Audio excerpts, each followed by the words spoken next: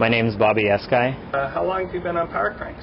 I've been on power cranks for about 6 weeks of riding power cranks. Okay. What was your experience before you got on them? Former long-distance runner quite a while ago, very long time ago. Never been a cyclist racer. Actually, this year will be my first time racing, so I'll be doing the Cat 5. But I did do a lot of endurance cycling just because I like endurance events and climbing. So I've completed 5 death rides.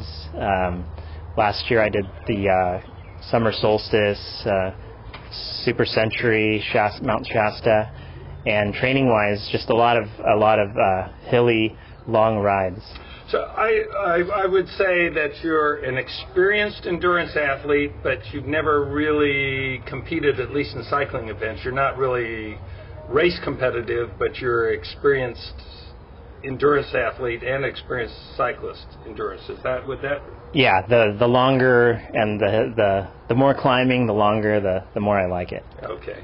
Very good. Yeah, now, you said that a long time ago. You don't look that old. How old are you? I'm 35. 35. Okay. And you said endurance runner? Where you did marathons or ultra marathons? No, I ran cross country, track and field, and I ended up running, for a pretty good famous high school in Sacramento, Jesuit High School. Then went and ran for a really famous coach, Al Beta, at American River Junior College, and then from there went to UC Berkeley and ran for them. Okay, but you haven't been running really since you graduated? No. My knees have... Okay. But cycling doesn't bother my knees, so that's what I'm doing now. Do you see the potential for power cranks and runners? Oh, huge. The first ride, all I'd done was read about how good power cranks are for runners, and actually my first ride, I thought, being a former runner, I thought, I understand right away why power cranks are beneficial to runners, because same muscles. I felt my hip flexors were just being worked. That first day I had them, the muscles near my shins that prevent shin splints were being worked. Could feel it in my calves. I could see how it could really help runners. Actually, this is pretty funny, but my brother has been running, and since I used to run but haven't in a long time, we had a little bet that I could beat him around a 3-mile loop around near my house, and I've just been riding power cranks. He's been running off and on, and we raced, and I ended up beating him without having run, and I'm sure part of that was due to the power cranks. So, pretty experienced endurance athlete and cyclist. Tell us about your first ride. My first ride on power cranks? Power cranks, yes. Not your first ride ever. My first ride on power cranks, I'd read everything about people lasting 15 minutes, 10 minutes, everything, and I thought, you know what, I'm going to go 40 miles. I'm going to do my 40-mile ride that I normally do.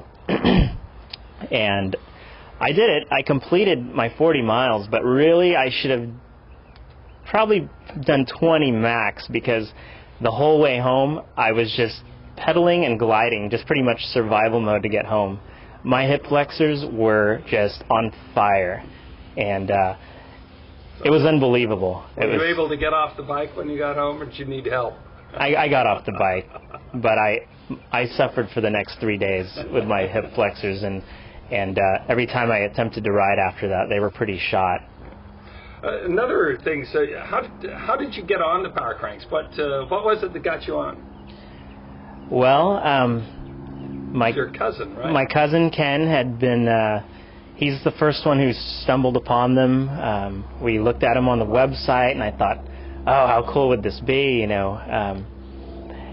it was just always a thought, but neither of us ever jumped on it. And finally, he did. He ended up buying them. So did my friend Jason. And I thought, hey, these are 2 of the main guys I ride with. And while they adjust, I can't ride with them anymore. Perfect excuse to get power cranks.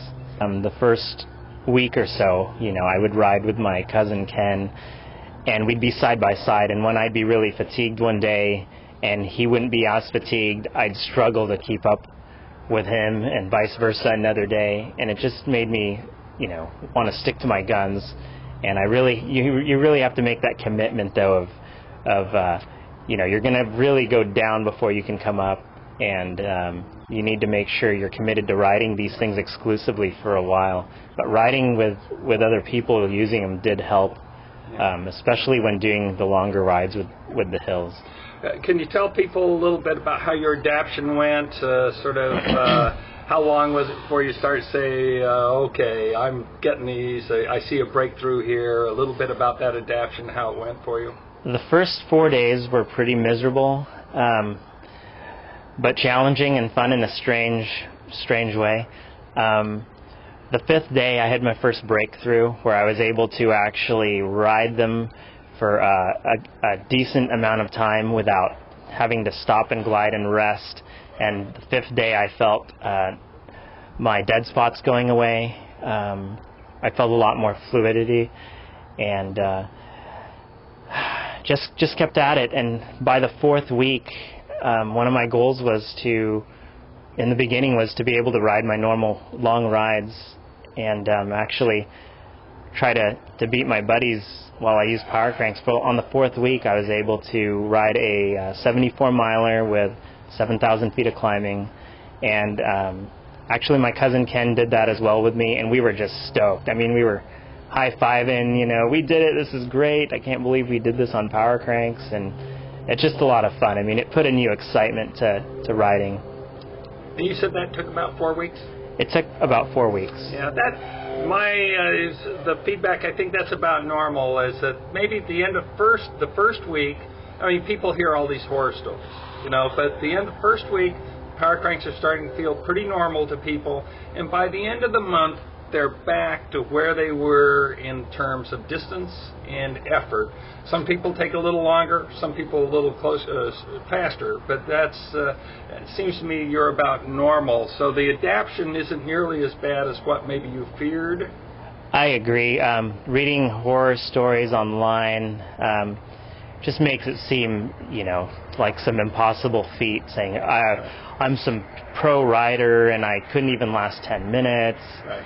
And here I am, just an average Joe Schmo. I'm not some big racer, so I'm a pretty average person. And yet, if I stuck with it, and after the first week, I started seeing improvements. That first week, if you're not determined, you'll want to take them off. But after a week, it's fine, and within a month, I was back to my normal rides. And so now you've set a goal for yourself, right? Yes, I have. And what is that goal? It's to complete the 2008 Markleyville Death Ride using power cranks. Very cool. And how far in the future is that from now? It's about 4 months, is that right? 4 months, yes. 4 months. 4 months. And so you've been on them 6 weeks. Yes. And you're going to do the Markleyville Death Ride, which is how many passes? What is it? It's 5 passes, 129 miles is what they advertise, with over 15,000 feet of climbing, going up front and back side of Monitor Pass, Ebbets Pass, and Carson Pass. Okay. And how'd you do last year? Pretty well. I ended up with a time of about total ride time, including my rests and everything, 8 hours and 20 minutes. So it's a ride that I look forward to every year. It's my favorite ride. Very cool. So we'll have something to compare. Yes. Yes. Very cool. So you'll be the first one to have done Death Ride on power cranks, and we'll follow your progress. Oh, that'll be great. That'll be so exciting. Cool. Any suggestions for the masses out there who might be contemplating them, or or have anything you want to say? If you're thinking about them, really just make the commitment that I'm gonna give these things an honest shot. I'm gonna put these on. I'm gonna want to take them off possibly, but if I stick with it, it'll pay off. I've gotten faster riding. My favorite's climbing hills, and climbing hills I've felt stronger, and this is in a short period of time. Very cool. So, well, thank you very much.